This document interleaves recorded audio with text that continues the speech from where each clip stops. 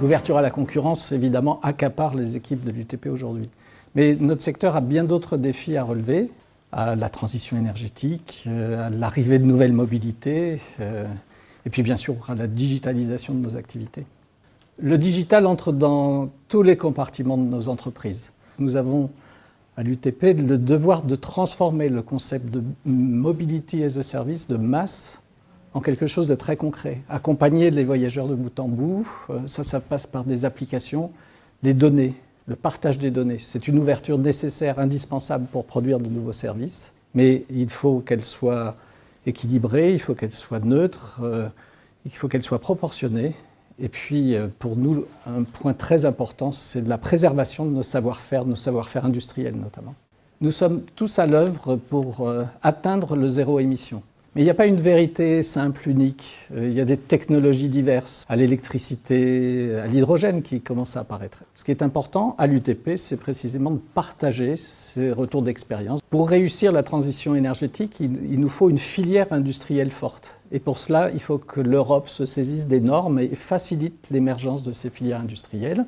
Il nous faut aussi des règles d'exploitation, et ça c'est un dialogue avec l'État qui est très important parce qu'il faut que ces règles soient bien sûr responsables en matière de sécurité, de développement durable et aussi en matière de coûts. La question du risque des surcoûts est aujourd'hui un point important pour nous. Nous allons avoir à transposer la directive véhicules propres. Il faut y trouver la réponse au développement durable, à la sécurité bien sûr, mais aussi à l'attractivité des transports publics et à leurs coûts. Le transport public est confronté à une concurrence intermodale forte, et notamment face à l'usage de la voiture automobile.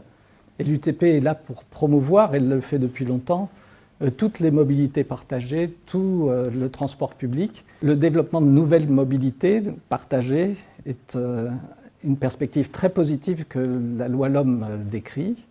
Les opérateurs, historiques ou nouveaux entrants, doivent avoir les mêmes obligations, répondre au même type de cahier des charges.